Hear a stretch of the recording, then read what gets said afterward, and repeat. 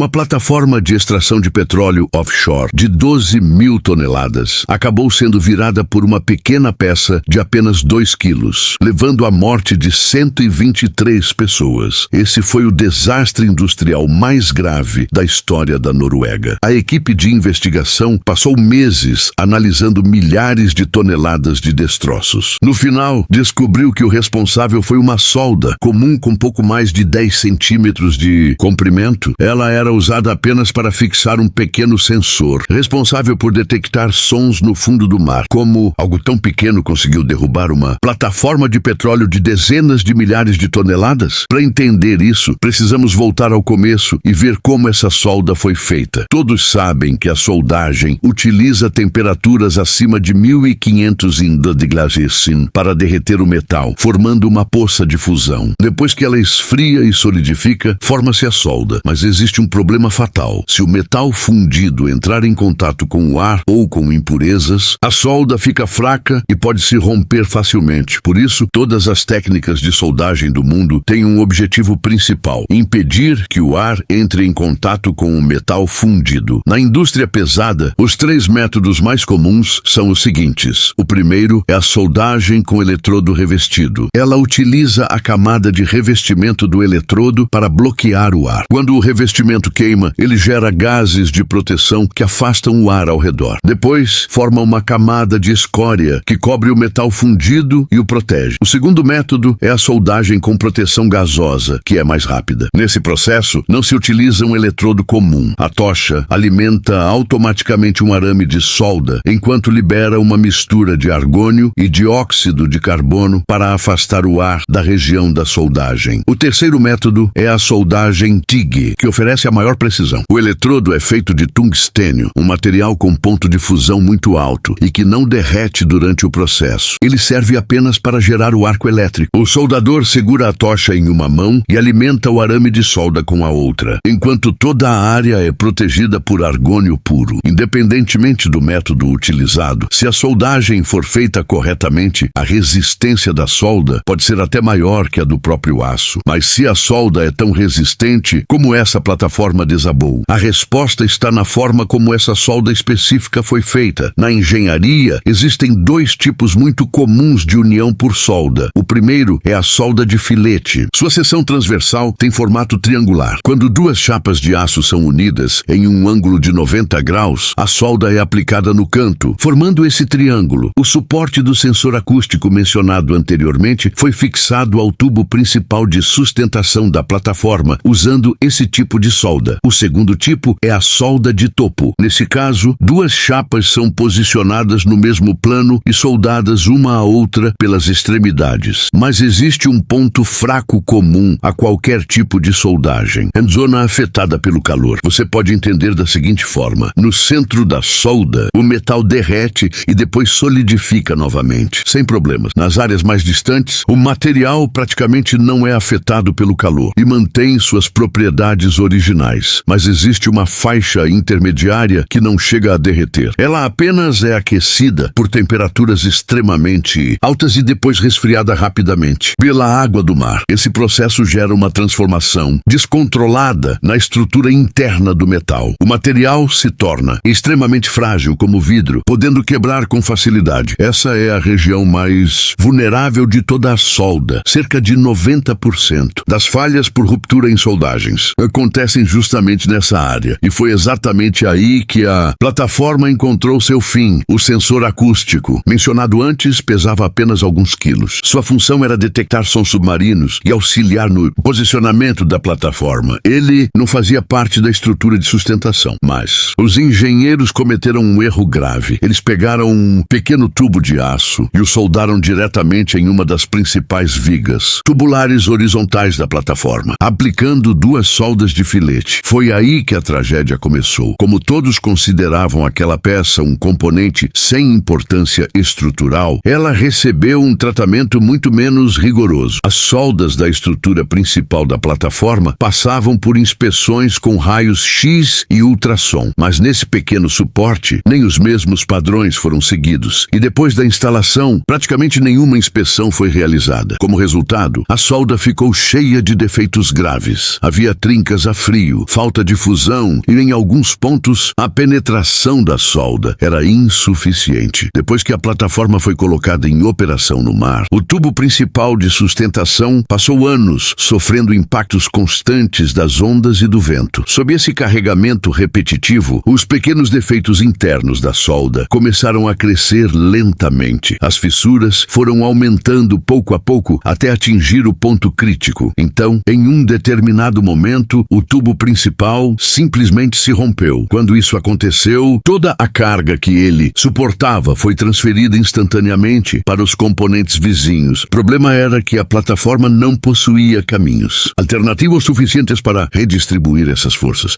Quando uma coluna falhou, as outras ficaram sobrecarregadas, uma após a outra. Começaram a se romper. Em apenas 20 minutos, a falha de uma única das 5 colunas principais de sustentação provocou uma instabilidade estrutural catastrófica. No final, a plataforma perdeu totalmente a estabilidade e acabou virando.